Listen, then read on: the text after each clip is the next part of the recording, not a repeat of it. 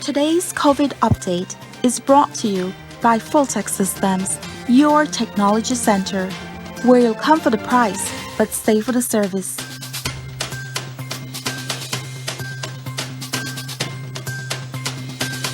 And we are back.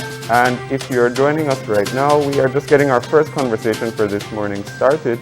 And we are joined by the Attorney General, the Honorable Magali Marin Young, Senior Counsel, to talk about some of what the government is doing, not only to combat COVID-19, but also to get some updates from some of the other areas that fall under her ministry. Good morning. Hi, good morning. And thank you for joining us. We definitely appreciate your time for coming in. Now, for a lot of our viewers, of course, everybody is a bit anxious about the upcoming October 1st change to the COVID-19 regulations. Can you give us a little bit of insight into how it is that the government went about crafting these regulations when it comes to, especially in the context of, we've been hearing a lot about, whether or not it goes too far, it's a violation of rights. So can you talk about how you came to, or how you came to develop the regulations that will come into effect? Okay, so the government has a duty to act. It has a responsibility to act. The legislature and the executive have a duty to enact laws for the peace, order, and good governance of Belize. And one of those laws that we have been enacting since the onset of the pandemic has been laws trying to prevent the spread of COVID-19. Now, the laws have had to be have evolved, and the medical community has had to continuously assess the virus and the variants of the virus. So if you notice, the laws are have been changing depending on what the medical community advises.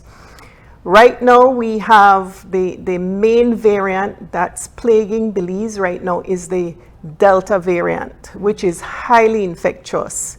And the medical community has described it as a game changer. If you notice, we have a surge. We have in excess of 400 deaths. Last night, the Minister of Health and Wellness informed Cabinet that a nurse from the public health sector passed away. Had only taken one shot, not the second vaccine, and unfortunately passed away. So Delta is a game changer, and the government has had to reassess the position. And it has a responsibility to act. It cannot sit by and do nothing. It has to protect the doctors and nurses at the medical facilities and the employees at the medical facilities. It also has to protect members of the public in general. So as a result of that, based on the medical advice from the medical community and the COVID-19 task force, the Minister of Health has recommended that we enact regulations that will require persons to be vaccinated to access public facilities. So that is what the government will be enacting, and that will come into effect the 1st of October 2021. Now, we have not seen the legislation as yet. I know there was a consultation period that has been taking place, but the minister did disclose to the media and by extension the public as to what the intent is behind these changes. The first being that persons would need to show proof of vaccination, whether fully vaccinated or at least the first dose, to enter public building and spaces. And the second was a shortening of the time span, looking at presenting negative tests for PCR and rapid. Is that where the regulations are at this point? Yes. So let's be clear. There is a big difference between making vaccines mandatory and the proposed action or the proposed regulations that the government intends to enact to come into effect the 1st of October. Vaccine mandates require every single citizen to take a vaccine. That's not what is coming into effect the 1st of October. What is coming into effect is that for you to access a public facility, such as government buildings, that are owned by statutory bodies, Social Security, DFC, etc., KHMH, you will be required to show your vaccine card or to produce a negative PCR that's been taken within 96 hours or a negative rapid test within 48 hours. Now, there will be exceptions to this, and in terms of public health facilities, it will be medical emergencies. But if it is your day-to-day checkup, you do need to produce a vaccine or negative PCR or rapid tests. Now, I hear the explanation, and it's very clear the difference between saying every Belizean must take the vaccine versus you either show proof of vaccination or proof of a negative test.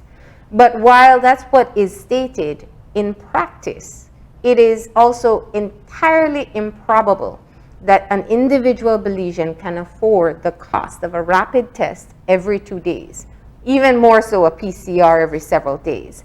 So is it not mandatory in practice? Well, we don't consider it mandatory in practice, but the government is looking at allowing for these tests to be done at cost. All right, the Minister of Health and Wellness is presently assessing the costs to do so. But so I don't want to say that that's a given. That's something that he will announce in due course. But you know, we have to, at this stage, we have to see it not as, okay, we're forcing you to take a test and or produce a negative, or produce your vaccine card to access, and therefore this amounts to mandatory vaccination. No, we are giving the general populace an option. And if we are able to absorb the cost of it, then really and truly it is an option that members of the public, because it will be of cost, you will have to queue and take that test, but you have that option. In the regulations, who will be required to check for vaccination cards or testing? I think it's the head of departments for each government department or government facility will have to put in measures to check. So I am assuming from a practical perspective, it would probably be any security personnel at the door entrance. And what do you, what would you respond to people who have, have been saying, either on social media or otherwise, that perhaps this step is too far, or that even people have said it's an infringement on rights. So, making the vaccines mandatory, even though you've already said it's not. But how would you respond to people who are still sort of stirring up that sort of sentiment? Well, I think it's a misunderstanding of fundamental rights that we all enjoy under our Constitution. Those fundamental rights are not absolute rights. We live in a society where we have to give and take to live peacefully and safely together as a community. And so the Constitution provides express limitation to those rights. One of those limitations is, in fact, public health and public safety. Well, our public health and public safety. All right, so fundamental rights are not absolute rights. Let's get that very clear. We as a community have to give and take so that we could live safely together, so that we could live peacefully together. And so that's a misconception that I enjoy this absolute right. No, this right has limitations. The Constitution has stated that in every fundamental right that is recognized under the Constitution. All right, the only one is, I think there are some limitations in terms of inhumane treatment. I don't think those limitations are provided for under the Constitution. But if you look at every fundamental right recognized, there are these limitations. What's interesting too is that this is very unique to our Constitution as well. I think we interviewed Professor Belle Antoine, and she was speaking of how the Belize Constitution, because it has the inclusion of public health, it made us stand out in what we would be able to do in ensuring public safety. And I think the right I think it's freedom of the freedom of the person. I'm not sure, but one of them specifically is limited to prevent the spread of infectious disease. I think that's Section 5, but you could correct me if I'm wrong.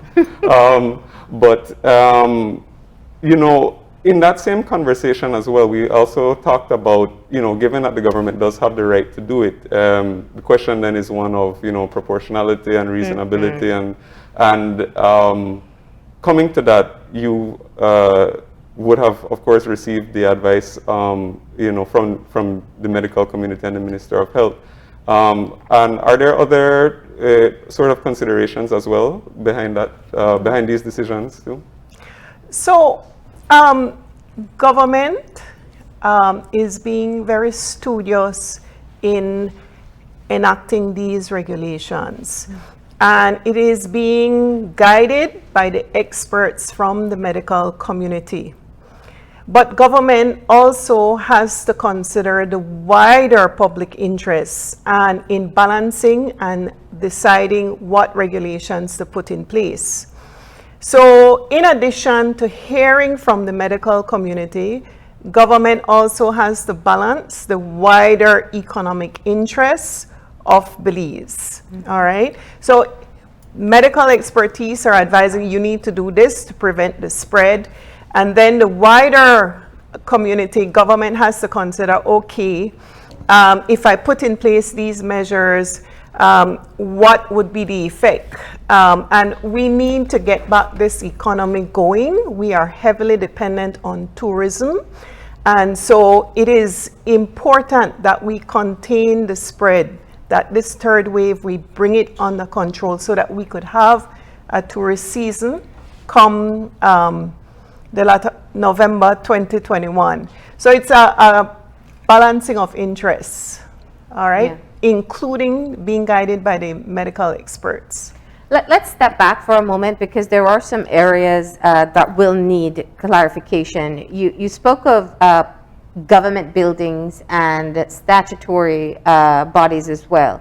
Those include public health facilities. What will take place there? And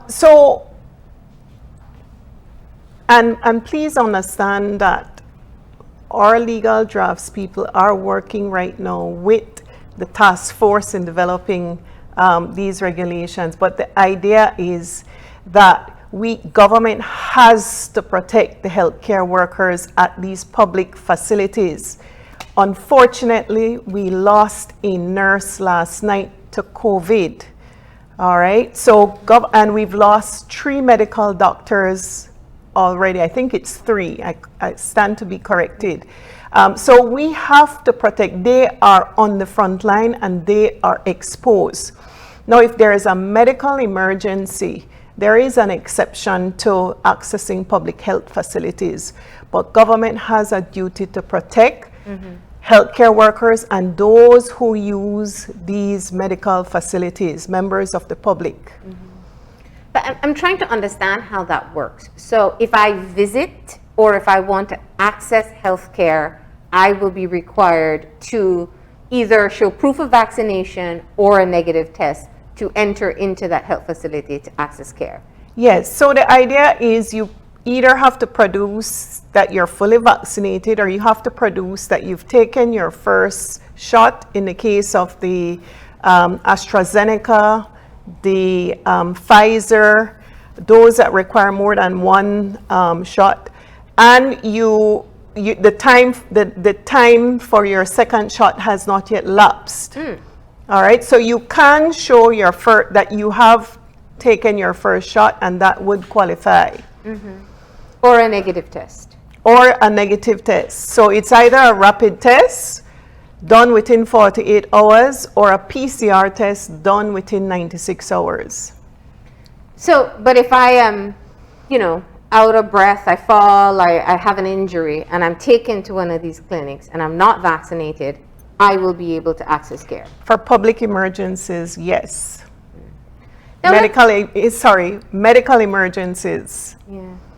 Now, what about the business institutions, though? Because that's kind of been one of the gray areas. If I have a business that is open to the public, is that considered a public building? All right. So initially when the discussion started, we were thinking of all buildings that the public access. But Minister Shevat has been in consultation, and for right now we're only doing public-owned facilities owned by the government or by a statutory body controlled by the government. All right? But there is nothing to stop private businesses from enacting these same regulations. How so? Because it's their property, and they can control who enters their building or who do not. Similarly with their employees, they have a contract with their employees, and they have a duty to safeguard their employees. So they can, from the perspective of controlling persons who enter the building to protect their employees, and also their employees requiring that they be vaccinated or produce a negative PCR or rapid test to protect fellow employees. So you are saying that individual businesses can, in fact, enforce their own vaccine mandate? Yes, that is correct. The state, it's not up to the state to mandate that they do so.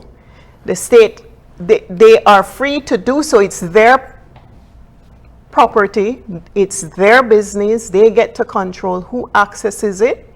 At the end of the day, it's a business decision, because some people are concerned of loss of business and so forth. But as it currently stands, and again, it still engages the same principles that government has to engage in balancing. Whatever decision the private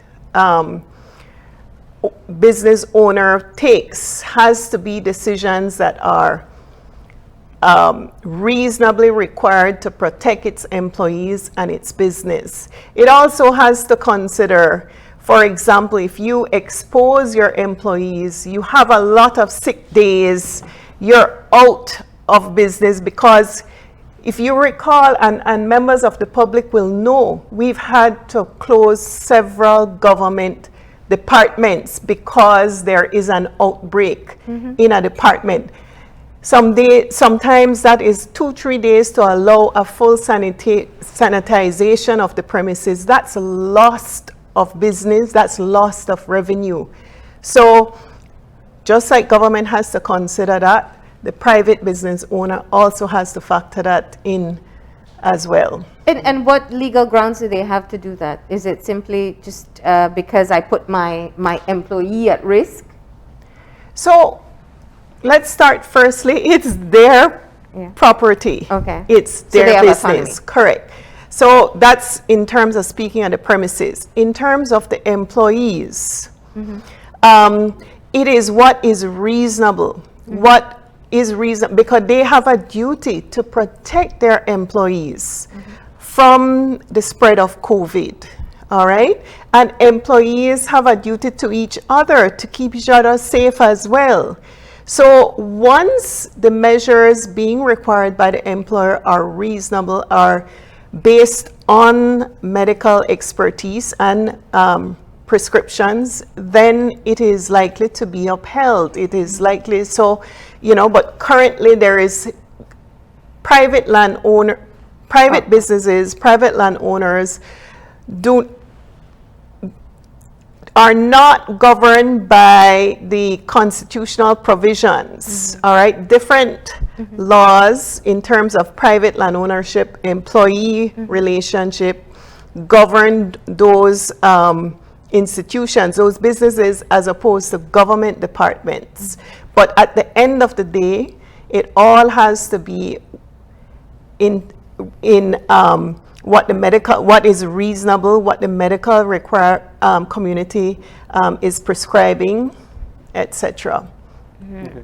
And looking at some of the international trends that we've been seeing sort of in Europe and even in the United States, some governments have been taking even more drastic actions in terms of, let's say, requiring, perhaps even all government employees to be vaccinated, or they'll be let go. Things like that. Is that a road that perhaps the government might consider, maybe depending on the level of emergency or something further down the road? Well, to access a government building, even employees will be subject to these regulations, all right? And unless you fall under the exceptions, you will be required to produce your vaccination card or undergo these regular testing, the rapid and PCR tests, all right? So employees will have to take that decision whether to vaccinate or not vaccinate to access government buildings. No. There may be situations where an employee can work from home, and depending on the head of department, that may be allowed. But if it is not possible, it is impracticable, or it is not, they are unable to supervise their employees, then the employee will have to take the vaccine or show up for that test regularly, or if they refuse, be subject to disciplinary action, including dismissal. What are the exceptions that you keep on mentioning? What are the legal exceptions for not having to get vaccinated or produce a test? Well, let me just say that it's being worked on, Okay. but there are the exceptions. One of the exceptions being considered is medical. You have to be medically certified as being allergic to the components of these vaccines, but that is being worked on right now by the medical community. So in due course, we'll know very shortly whether that will be provided as an exception, because the idea is to prevent the spread. So if you're allergic, then you'll have to undergo these PCRs or rapid tests. But I will leave that to the medical community to ultimately decide. Religious purposes, will that be an exception? This is not vaccine mandates. Let's get that clear. If you're going to make vaccines mandatory, then you do have to provide, or depending on what medical community prescribes, because as I explained to you, these fundamental rights are all subject to limitations. And if we have to protect life of the general public, then we need to do what we need to do, right? We can always provide an outlet for those who feel strongly about it. Then you won't be able to access public buildings or go into private businesses, etc. But these are not vaccine mandates per se. All right, these are the legal buzzword is soft mandates. All right. But so I won't be able to say that for religious reasons I am exempted. Provide something from my pastor or diocese, or these are not vaccine mandates. You have a choice. You either take the vaccine and show your vaccine card upon entering these public buildings, or you take your PCR tests and the PCR tests or the rapid tests and you produce those. So the law gives you an option. If you object to these on religious basis, you have an option to go do your PCR. At the end of the day, we need to provide for the safety and the public health and well-being of those who use the facilities at that building, the services at that building, those who work there. And so we have to protect the wider public interests, but provide an option for those who may object. You've repeated quite often that there are consultations ongoing. Who's being consulted with to finalize the regulations? So the medical community, there is a task force that Minister Shabat consults, and that task force is the one that gives the different prescriptions. Minister Shabat also consults the wider community to get a feel of and sharing what the medical expertise are recommending, and so that's a consultation, both from the medical experts and also the wider community. And from your end as the legal draftsperson, what's the consultation with other countries as to what they have, or looking at other countries as to what they've implemented and what fits? Because it seems very clear that there will be legal challenges to this, to the newest regulations once they're passed. Right. So we've done comparative legal analysis to ensure that whatever is enacted is something that we could defend in a court of law. And our constitution is similar to those of other countries in the region, Jamaica, Trinidad, and the OECS. So we've been looking at, how they have, what they are enacting. We have been looking at the various legal opinions coming from those jurisdictions. So we've done a comparative analysis. We've also done a wider comparative analysis in terms of what the European countries are doing, what works, what doesn't work. But we are primarily guided by the experts. So if the medical community tells us this is what we need, then our job is to draft it and make sure we can defend it legally in a court of law. And to be clear, when you look at the other regulations in other countries, where does Belize fit? Are we more on the rigid end, or are we more on the softer end? I think we're in between. Yes, we're in between. The extremes would be France. Where restaurants, bars, any place you want to go, you have to show your vaccination card or test. Right. Which you have to pay for. Yes, so you have extremes like France, and then I don't know that there is any country that has not, maybe North Korea, because they may be in denial that they have this virus. Have no COVID. On the extreme end, but most countries have been proactive to curb the spread. This is a worldwide pandemic that has no borders. So we are all looking at each other and seeing what you're doing, what works for you, what doesn't work for you. Now, let's tap into what I would say is kind of a common weakness of our system. The vaccination cards are printed on paper with a stamp and a regular pen signature. When the time comes to be able to show proof of vaccination, where's the accountability? What's the check and balance that what's being shown to me? One, that it is this person. So when I show Gavin's card and I say, look, I'm vaccinated, how does anyone verify? So what the Minister of Health has informed us is that whenever a person goes in to get vaccinated, they're actually entered into their BHIS system, which stands for Belize Health Information System. And so there can be a cross-check with the vaccination card to ensure that, in fact, you have been vaccinated on their system. That is how they were able to discover that there were some vaccine cards that were being fraudulently issued because there was a cross-check with their system.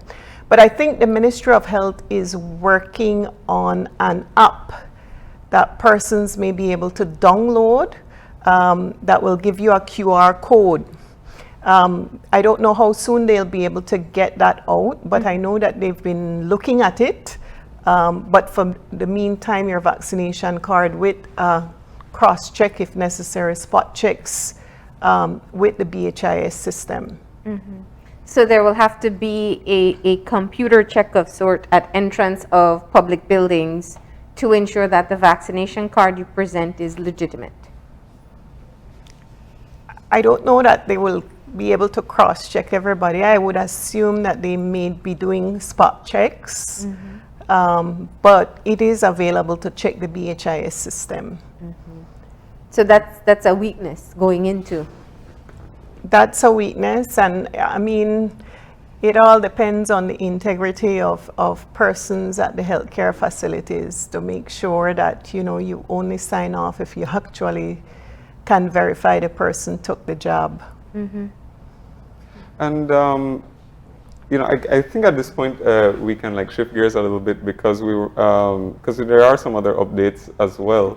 That's on the topic of public buildings and public services. You know, it was reported last week that you took a visit to the Vital Statistics Unit and to perhaps conduct you know, an evaluation, and you had also stated that there are some changes that are going to be coming in the near future. So can you talk about perhaps some of the changes that we can expect to see in that office? Yes, so the Vital Statistics has been a unit that is in dire need of upgrade in terms of services, its operations. And we've known this, but we've had some limitations.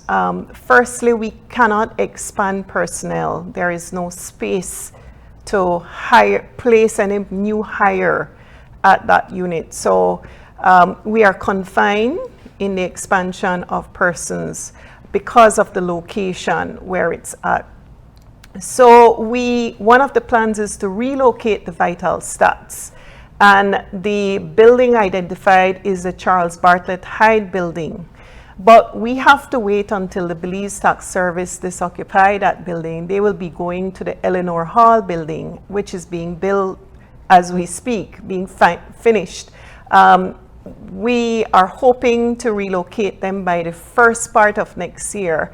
We are told that the Eleanor Hall should be finished by the end of November, and that will give us December to relocate, renovate, and relocate. So once we're able to relocate, we'll be able to hire and, you know, ease the backlog.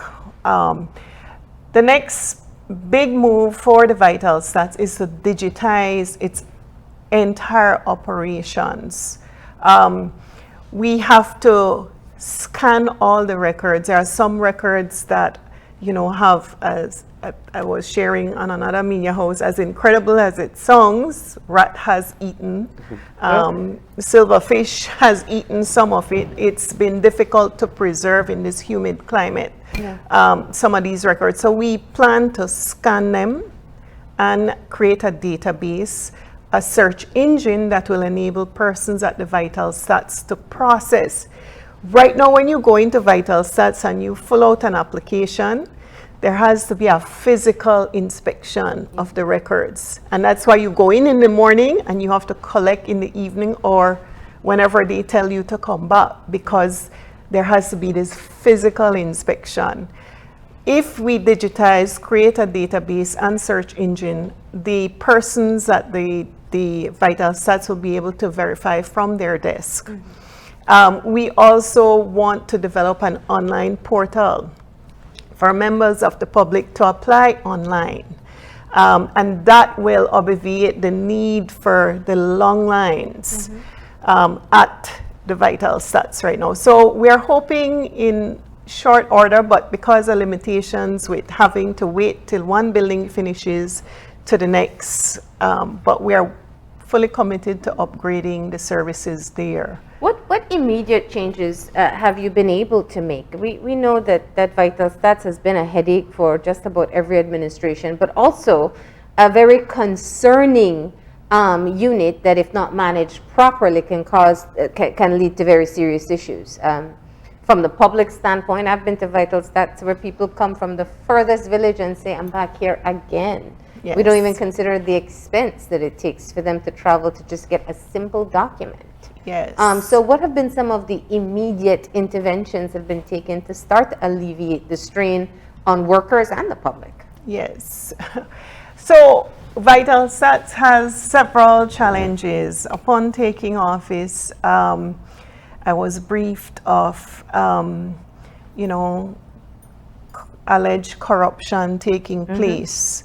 And what we've had to do is replace personnel at the Vital Stats over a period of time. But that means we bring in new employees, we have to train. And so it's been, I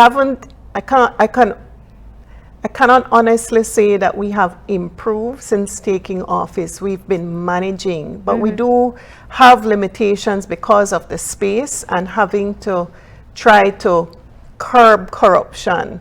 But we'll only be able to curb corruption. I feel that the digitization will greatly help, because you'll be able to see who is which applications are being processed. They should be processed temporally at the time that they're applied for and paid for, as opposed to somebody paying somebody in there to expedite their application. So a lot of it, it's all tied in with the expansion of personnel and also this digitization process. So we've been managing. I can't say, but I can promise that we intend fully to improve the services there. We are working diligently on it.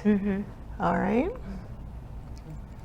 And we are getting, sorry about that. We are, just about running out of time. But I believe we also have a little bit of an update to share about changes that may be made in the judiciary that we can expect soon as well. Can you mention just a little bit about that? Okay. Well, there are several. Elevator pitch version, right? So we've appointed 3 judges to the Court of Appeal, itinerant judges. So that court will now actively be hearing court matters come October. And so we hope to that court will be up and running. The Supreme Court, the Commonwealth has agreed to provide us with 4 judges to primarily help with the backlog in criminal matters, but also one to assist with civil matters. We are hoping to get them on stream before the end of the year. We've been in touch with the Commonwealth to try to get them. They're coming from Canada, New Zealand, and Jamaica. So relocation, we have to plan on those, but that's in the works so that we'll be able to clear the backlog. There's a shortage of magistrates, and so we are presently in the process of recruiting. I think the Judicial and Legal Services Commission has shortlisted applicants and will be conducting interviews very shortly to recruit magistrates. But the problem with the recruitment for magistrates is there is a lot of young applicants fresh out of law school, and we want to make sure we have mature persons sitting on the bench because you are really deciding serious and solemn matters pertaining to the liberty of persons and so forth. So yes, we have a lot of applicants, but we have to be very careful and deliberate in choosing who we select. All right. So that's in terms of the recruitment. I have also, through Impact Justice, Impact Justice has agreed to provide us with 2 consultants to be able to analyze the magistracy with a view to enact some legal reforms. The laws, the Inferior Courts Act, and the Summary Offences Procedure Act are outdated, have not been revised in years. And so we hope to update and revise those pertaining to the magistracy. We also, I'm hoping that we'll be able to enact a code of ethics for them. We'll also want to put in rules of procedure. One of the biggest complaints is the adjournments. Everybody's case get adjourned, yeah. Yes, the adjournments. Another complaint is that there is no consistency, uniformity in the handing down of sentencing. So one magistrate is considered lenient, the other one is considered strict, and so we need sentencing guidelines for magistrates. So we, through Impact Justice, two consultants have been hired to do an analysis of the laws with a view to legal reform for that court. Plan Belize also calls for a restructuring of the Supreme Court and Court of Appeal, and we are looking to those. We are in the process of reviewing. The restructuring primarily involves restructuring of the administration of the court.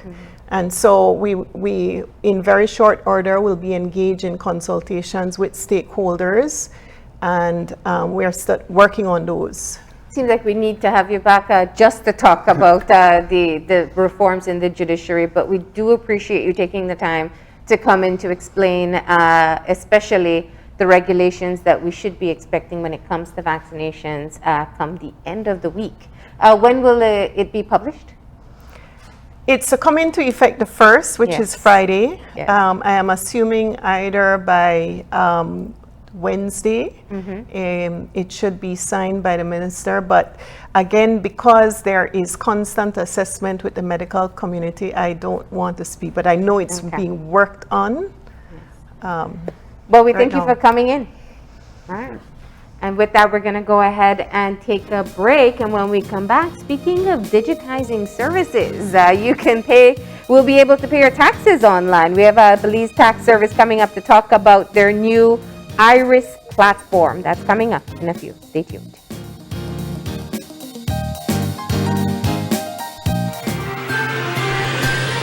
This COVID update was brought to you by Fulltech Systems, your technology center, where you'll come for the price, but stay for the service.